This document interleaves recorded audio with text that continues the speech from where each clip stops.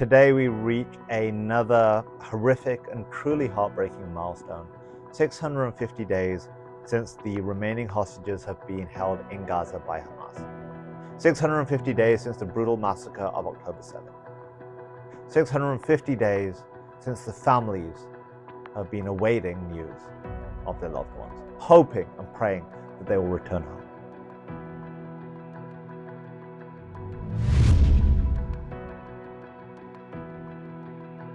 It brings up a lot of thoughts and a lot of things to ponder.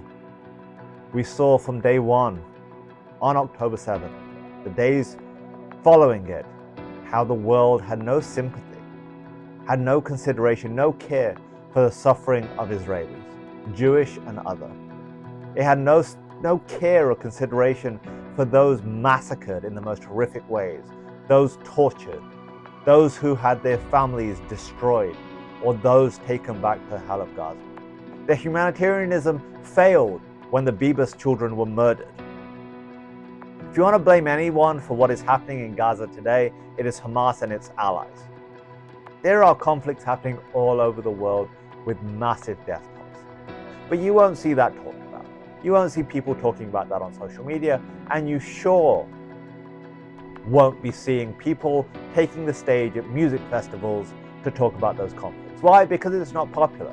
Because there's no financial gain or benefit in it. You want to talk about real humanitarianism? You want to really talk about what's really at stake here? Then I'd ask you to look at Syria. In Syria, once again, the Druze minority are being attacked. And certain media outlets who portrayed it as another round of violence or it's sectarian clashes. No. These are full-on attacks and murders. And what's really telling, in war, people die. That is a terrible consequence of war. But what we're seeing in Syria is the humiliation and murder of the Druze minority. It is a tenet of Druze culture and faith for men to have mustaches. The jihadist fighters who are killing the Druze are shaving their mustaches off and filming it before they murder them. But since the fall of Assad, we've seen increasingly Druze and other minorities attacked. Jolani, who is now head of Syria, former Al-Qaeda commander, has modeled himself as a moderate. He's reformed, but I still see a jihadist, but just a jihadist wearing a suit. But while these attacks happen to the Druze, the world is silent. I don't see any protests. I don't see any so-called celebrities or influencers talking about it, raising awareness, demanding that the world take action. No, because it's not popular. Because the Druze minority in Syria or the Druze all over the world don't have the financial backing to create media networks and fund US institutions of education to promote their narratives.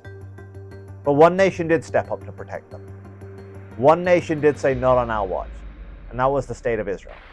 Since the rebirth of Israel in 1948, the Druze community, which fell within Israel's borders, made a decision. They will lock arms with their Jewish brothers and sisters in the building of the Jewish state, in defending, protecting, and making Israel the best it could possibly be. And when they cried out that our brothers and sisters in Syria are being massacred, Israel acted.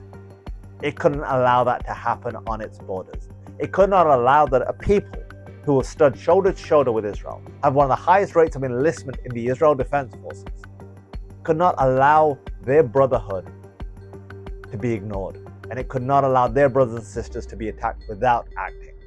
Israel launched airstrikes against Syrian regime targets, a warning that this needs to be brought under control and the attacks against the Druze must stop.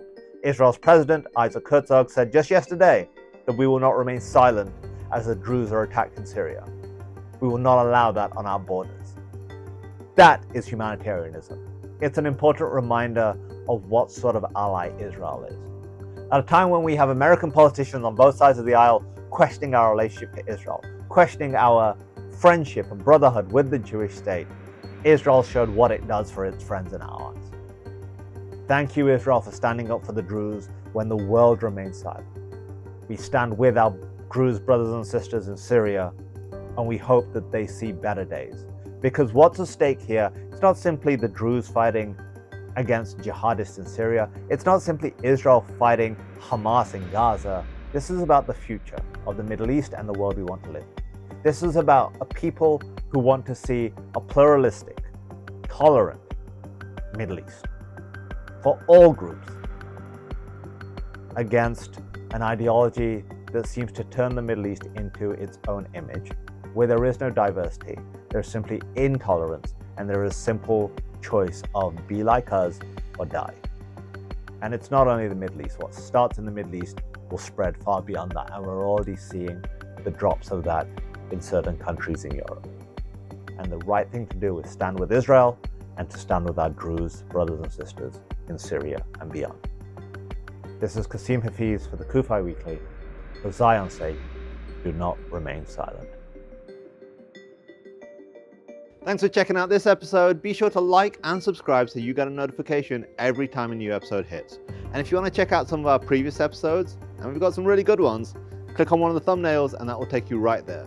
And finally, if you want to know more about CUFI and the work we do, go to cufi.org to check out all the resources we have available free to you.